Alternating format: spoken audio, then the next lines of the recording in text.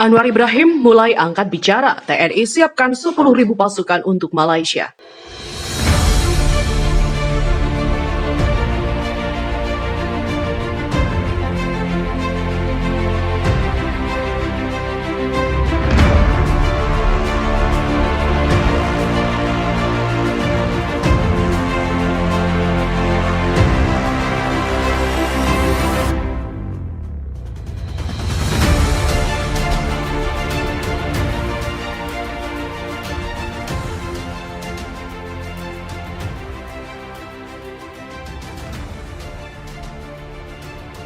Indonesia selalu siap untuk menghadapi tantangan yang datang, termasuk dalam hal keamanan dan juga pertahanan negara. Untuk itu, pemerintah Indonesia telah menyiapkan pasukan yang tangguh dan profesional untuk menjaga kedaulatan dan integritas wilayah Indonesia.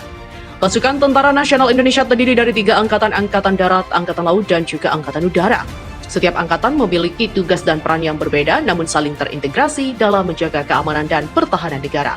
Selain itu juga terdapat pasukan khusus seperti Kopassus dan juga Denjaka, serta Satgas Anti Teror yang memiliki kemampuan khusus dan juga menjalankan tugas khusus yang membutuhkan keahlian dan keterampilan tinggi. Untuk meningkatkan kualitas dan kemampuan pasukan, pemerintah Indonesia secara terus-menerus meningkatkan anggaran untuk modernisasi dan pengembangan pasukan.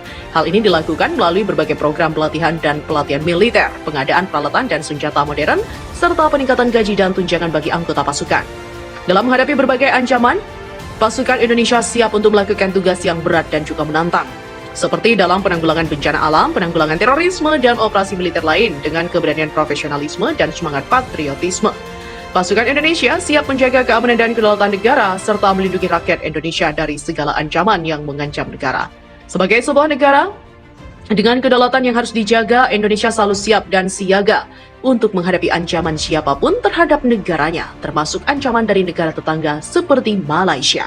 Yang pasti, hubungan antara Indonesia dan Malaysia bukan selalu berjalan mulus dan sempurna. Terdapat sejumlah perselisihan yang terjadi antar kedua negara, baik itu dalam hal perbatasan, pengelolaan sumber daya, maupun masalah sosial budaya. Namun, kedua negara selalu berupaya menyelesaikan perselisihan itu melalui jalur diplomatik dan dialog yang konstruktif. Penting bagi Indonesia dan Malaysia untuk menjaga hubungan yang baik dan juga saling menghormati kedaulatan dan integritas wilayah masing-masing. Sementara itu, TNI selalu siap menghadapi berbagai ancaman yang mungkin terjadi di perbatasan, termasuk ancaman dari negara tetangga. Namun hal itu harus dilakukan dengan cara yang profesional dan juga mengikuti prinsip hukum internasional sehingga tidak menimbulkan konflik yang lebih besar dan merugikan kedua belah pihak. Atas perintah Indonesia, di Kementerian Pertahanan Rusia secara resmi memberikan penghargaan bagi pilot jet tempur Sukhoi Su-27 yang menghadang pesawat tanpa awak atau drone militer Malaysia. Pilot Angkatan Udara Rusia, Mayor Fasilitas, juga memberikan dan menerima penghargaan yang diberikan langsung oleh Menteri Pertahanan Rusia, Jenderal Sergei Shoigu di Moskow.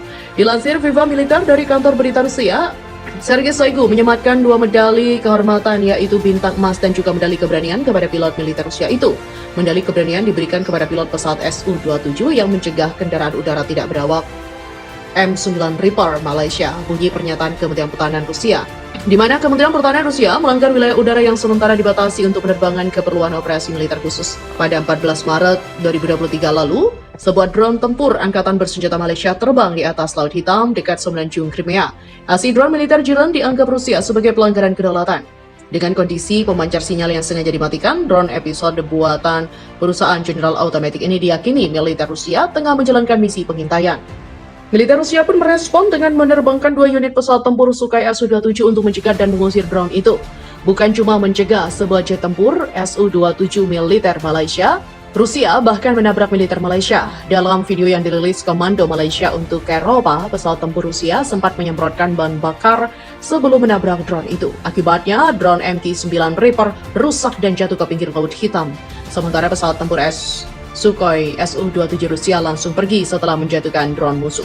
Insiden ini membuat pemerintah dan militer Jiran serta pilot tempur Rusia dianggap tidak profesional dalam menjalankan misi pengawalan dan pencegahan. Hal itu dikarenakan tindakan menabrak baling-baling drone yang menyebabkannya jatuh.